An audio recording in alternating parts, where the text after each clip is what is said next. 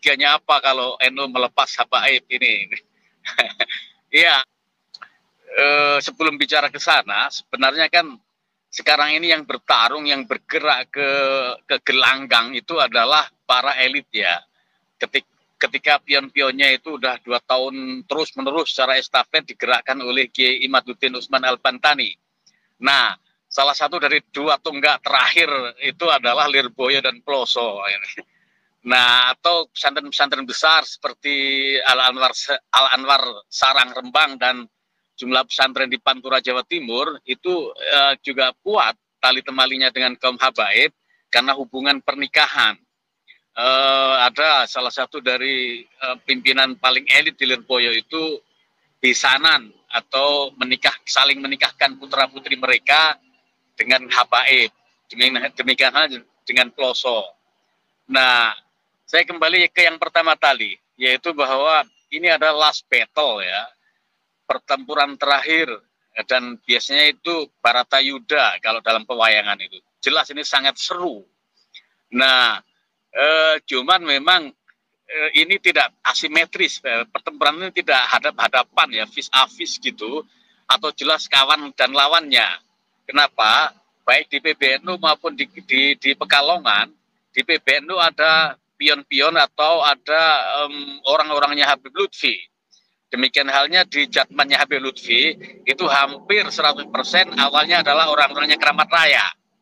Nah, kalau kemudian kita tarik ke belakang lagi, misal pelibatan Kiai Imaduddin Usman Al-Bantani misalnya, di satu sisi, kemudian dengan gus-gus muda yang berseberangan dengan Kiai Imaduddin, kayak misalnya gus-gus di selatan Jawa Timur seperti Gus Ikdam, Gus Kausar, dan dalam tanda kutip, ini saya harus ngasih tanda kutip ini, kalau enggak dimarahin Kiai Ubaidillah, dalam tanda kutip Gus Miftah. Ini kan para gawagis yang selama ini jalur politiknya itu inline dengan Habib Lutfi. Sebenarnya kan kenapa saya sebut bahwa pertarungan ini mengharu biru, tidak jelas mana kawan mana lawan, ya karena memang orang tidak bisa serta-merta yang melawan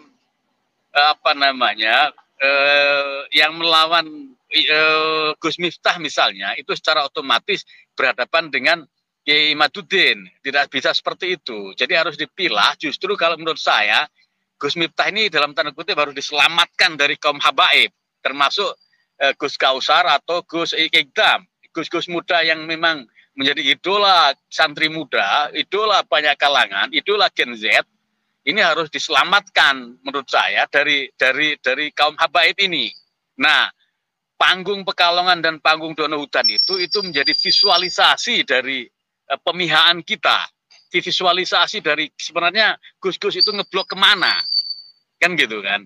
Nah, apakah kemudian, tetapi ini lebih rumit lagi ketika ditarik misalnya bahwa I'anatul Thalibin itu karya siapa, atau orang-orang NU ketika kaum pesantren ketika katakanlah mufarokoh dengan kaum habaib, maka sanad keilmuannya terputus dan semacamnya itu.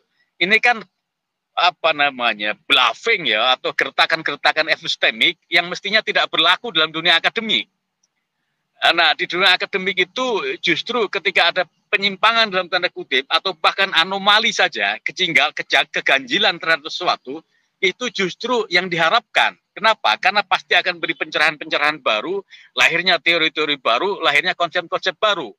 Jadi, makanya kan agak aneh ketika kita mufarokoh dengan habaib, otomatis berkah keilmuannya terputus, syarat keilmuannya terputus. Saya memang agak ada jumlah nomenklatur dan tradisi di pesantren itu menurut saya tidak harus diterima secara taken for granted ya. Kita harus tetap memelihara kejernihan, kita harus tetap memelihara nalar kritis untuk melihat itu semua. Oke, itu pertama. Bahwa ini adalah last battle. Kemudian yang kedua, pertarungan ini jauh lebih berat bagi NU, jauh lebih berat bagi kaum Nahdien dibanding di eranya Kiai Said ketika musuh utamanya adalah kaum Salafi Wahabi. Kenapa lebih berat? Karena bicara soal habaib itu melekat di dalam urat nadi kita, dalam aliran darah kita, itu puluhan tahun. Jadi, atau bahkan sejak NU berdiri, bahwa relasi antara Kiai Hasim dan kawan-kawan, yang meski ini dikritik banyak orang, itu juga ada kaitan dengan kaum habaib itu. Nah, saya melihat bahwa ketika NU melepas habaib, di mana kerugiannya? Ya kita seakan-akan mengamputasi bagian dari anggota tubuh kita. Nah, ini lebih berat otomatis karena memotong bagian dari atau mengamputasi bagian dari tubuh kita. Tapi kalau nggak diamputasi, virus ini justru berbahaya bagi keseluruhan tubuh. Jadi mau nggak mau, suka atau tidak suka, sakit atau tidak sakit, harus diamputasi. Nah, kemudian yang terakhir, yang ketiga tadi, bahwa tidak serta-merta ketika kita bicara soal tokoh tertentu, kemudian secara otomatis bahwa kita backup atau berhadapan atau melawan, tidak bisa seperti itu. Secara pemikiran saya setuju dengan Kiai Maduddin dan kawan-kawan. Kalau secara etnik, secara primordial, saya memang harus membela Gus Miftah yang sama orang Ponorogo, kan begitu. Dan juga saya ingin menyelamatkan dalam tanda kutip Gus Ikdam dan Gus Kausar dalam konteks ini. Makanya kan tali temali antara hubungan pernikahan itu hal yang semua orang akan berat menghadapinya, akan berat ketika harus bersikap keras dan kritis. Tetapi mau nggak mau, ya ini benteng terakhir di Lirboyo dan di Ploso itu, dan juga di Sarang. Nah, pertanyaan justru harus dikembalikan kepada Kramat Raya. Beranikah Kramat Raya berhadapan dengan Sarang? Beranikah Kramat Raya berhadapan dengan Lirboyo? Beranikah Kramat Raya berhadapan dengan Ploso di satu sisi? Di sisi lain, bahwa Kramat Raya ini posisinya tidak kuat-kuat amat. Menurut saya meski tidak lemah, tetapi kekuatannya itu berkurang luar biasa. Kenapa? Gerakan MLBNU itu juga sisi lain yang akan berlemah. Nah, apakah punya energi Kramat Raya ini untuk menghadapi dua lawan sekaligus?